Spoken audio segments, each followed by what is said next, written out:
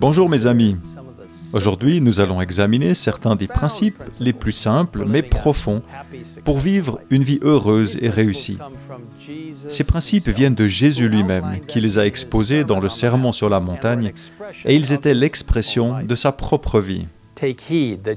Gardez-vous de faire des dons devant les hommes pour qu'ils vous regardent, a-t-il dit dans Matthieu 6, au verset 1.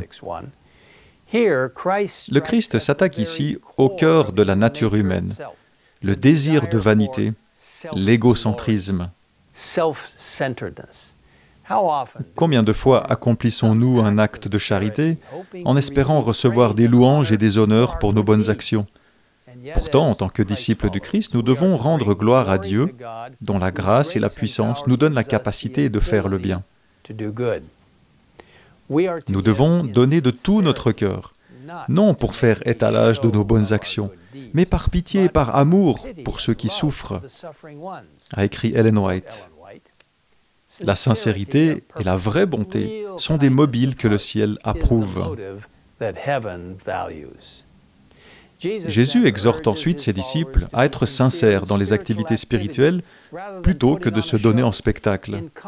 Contrairement aux pharisiens qui, à voix haute, récitaient de longues prières dans des lieux publics pour se glorifier, Jésus a donné l'instruction suivante. Quand tu pries, entre dans ta chambre, ferme ta porte et prie ton Père qui est là, dans le lieu secret.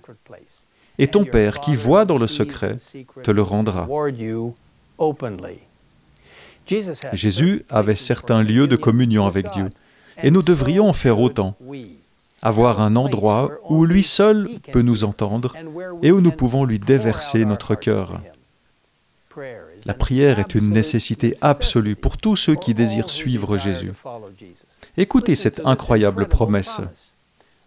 L'âme qui, par la prière quotidienne et sincère, attend de Dieu secours, patience et puissance, acquerra de nobles aspirations et un sens plus clair de la vérité et du devoir. Des mobiles plus élevés l'animeront et elle éprouvera une soif et une faim continuelle de justice. Par une communion constante avec le ciel, nous pourrons communiquer à ceux avec lesquels nous vivons la lumière, la paix et la sérénité qui règnent dans notre cœur. Ainsi, la prière n'est pas seulement bénéfique pour nous, mais elle nous permet également d'aider les autres.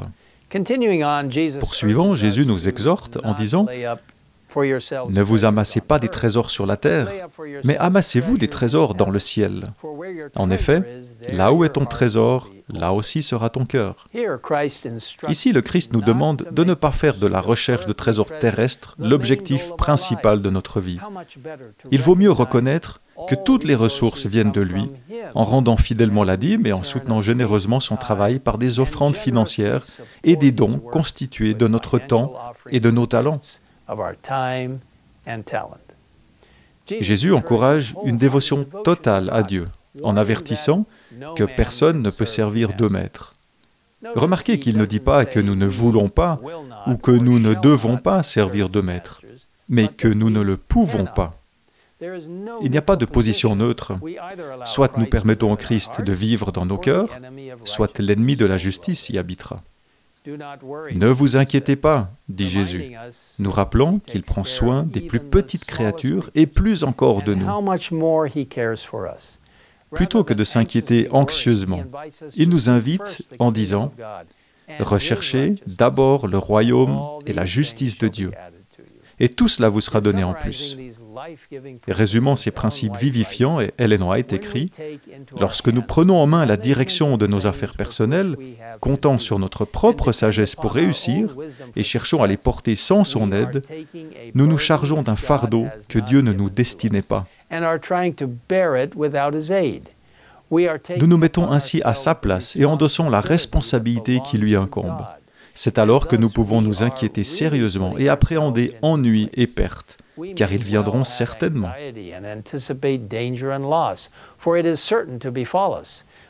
Mais si nous croyons vraiment que Dieu nous aime et qu'il désire notre bien, nous cesserons de nous agiter au sujet de l'avenir. Nous nous abandonnerons à lui comme un enfant s'abandonne à son père qu'il aime. Nos soucis et nos tourments s'évanouiront alors car nos désirs, devenus conformes à la volonté de Dieu, se confondront avec elle. Ceci, cher ami, est la clé du contentement, de la paix et du bonheur. Aujourd'hui, je vous invite à placer votre vie, votre volonté, entre les mains puissantes et dignes de confiance de Dieu. Prions.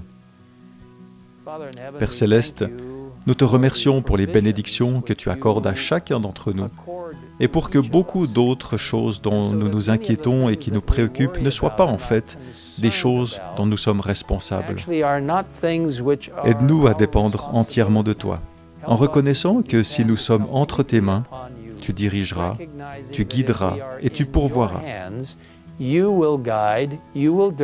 Alors Seigneur, accepte-nous aujourd'hui comme tes serviteurs, comme tes fils et tes filles,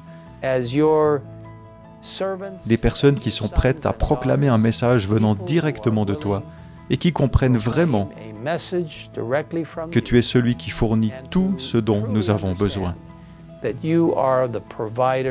Merci de nous avoir écoutés. Au nom de Jésus. Amen.